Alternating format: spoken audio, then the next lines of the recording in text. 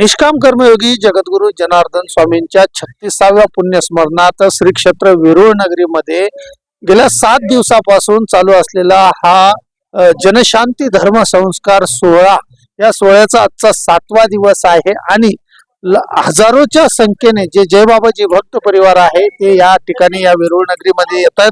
तन मन धनाने या ठिकाणी श्रमदान असेल किंवा जी काही सेवा बाबाजींची आहे ती करत असतात. आत्ताच बाबाजींचा जो रथ उद्या सांगतेकडे जात असताना हा जो रथ आपण बघतोय, हा रथ या ठिकाणी जो आहे तो सजवण्याचं काम चालू आहे.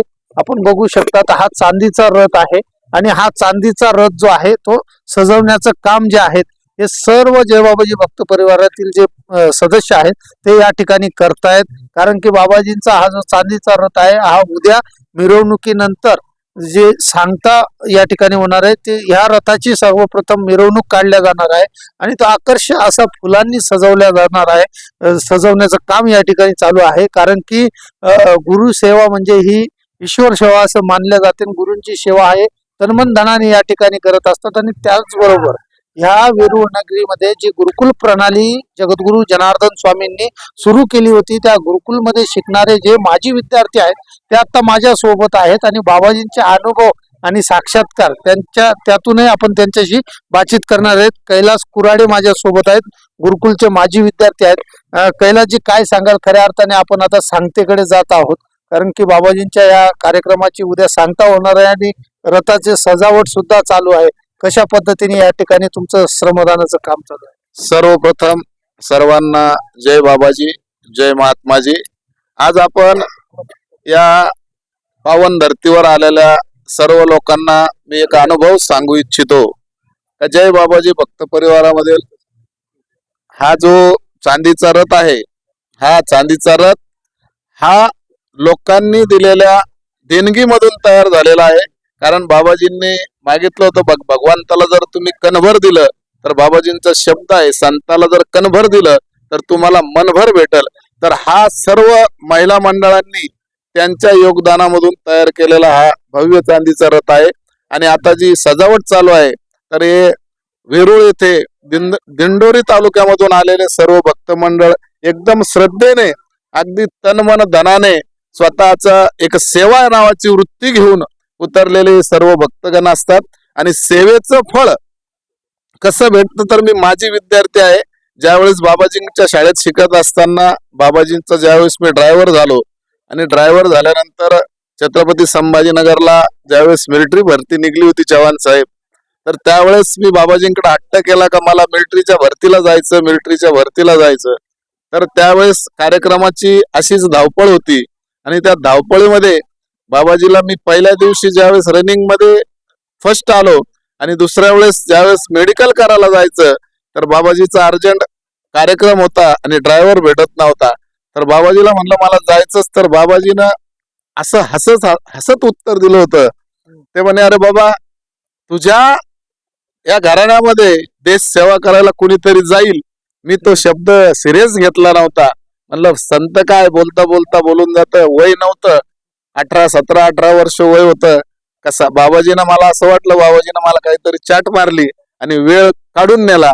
इकडं माझं मेडिकल हुकलं आणि मी बाबाजींसोबत त्यावेळेस नर्मदेला मला चांगलं आठवतं का नर्मदेला जायचं होतं. बाबाजींचं नर्मदा स्नान होतं.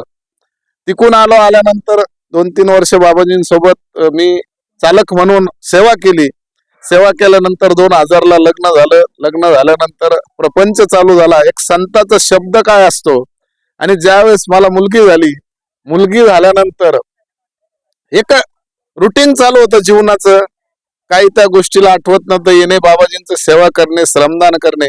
माझी मुलगी 12वी पास झाली आणि 12वी पास झाल्यानंतर ती सहज बोलता बोलता म्हणली, पप्पा मला पोलीस मध्ये जायचं नाही तर मला मिलिटरीत जायचं. तर मी तिला म्हणलो, हसलो, बाबा मुली मिलिटरीत जात नाही.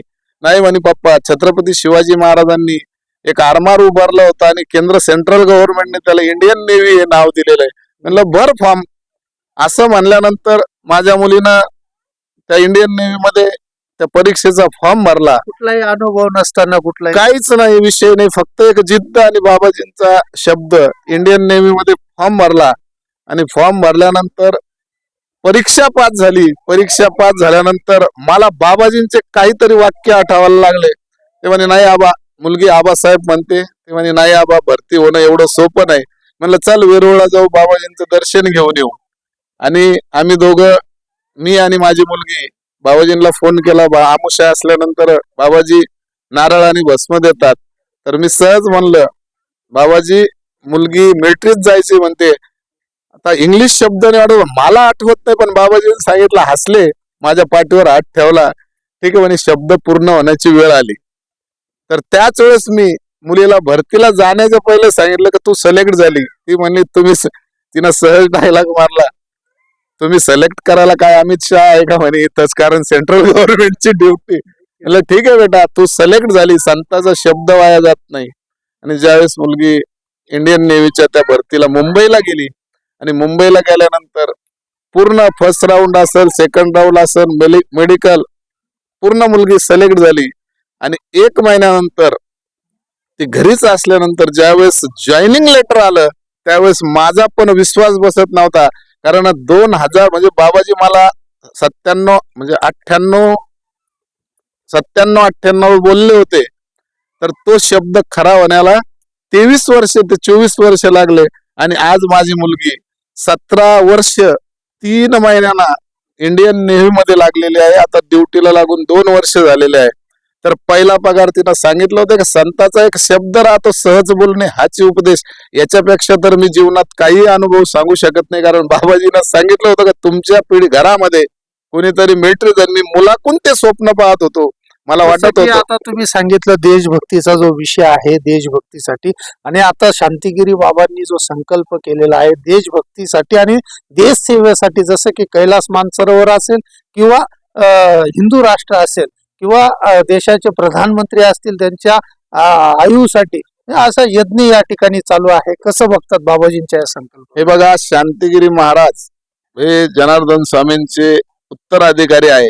आणि शांतिगिरी महाराज जनार्दन स्वामींचे उत्तराधिकारी आहे, हा मी शब्द जो डबल वापरला, कारण ते शांतीचे प्रतीक आहे. आणि शांततेमध्ये ते जे निर्णय घेतात, ते जे बोलतात. आता हा जो राम मंदिराचा मुद्दा असेल, जेव्हा बाबाजी म्हणायचे का राम मंदिर होणारच आहे, राम मंदिर हे होणारच आहे, तर त्यावेळेस, कारण आता 36वं बाबाजीचं पुण्यस्मरण आहे. कारण 96-97 ला ज्यावेळेस मी बाबाजींच्या गाडीवर असतो, त्यावेळेस पण बाबाजीचा कंटिन्यू शब्द असायचा का राम मंदिर होणारच आहे. तर आम्ही बोलता बोलता बाबाजींना म्हणायचो, अशा काही पिढ्या निघून गेल्या बाबाजी, अजून राम मंदिर झालं नाही, आणि ते कसं काय शक्य आहे. तर बाबाजी त्याच वेळेस बोलताना सांगायचे का तुमच्या डोळ्या देखत राम मंदिर होणार आहे. तर आमच्या डोळ्या देखत खरंच राम मंदिर झालं.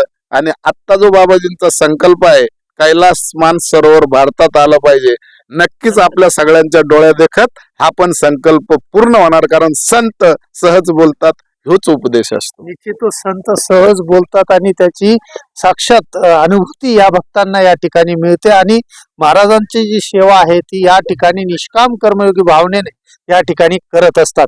कॅमेरा पर्सन सतीश भांडे सोबत दीपक चव्हाण, सुदर्शन मराठी, वेरूळ.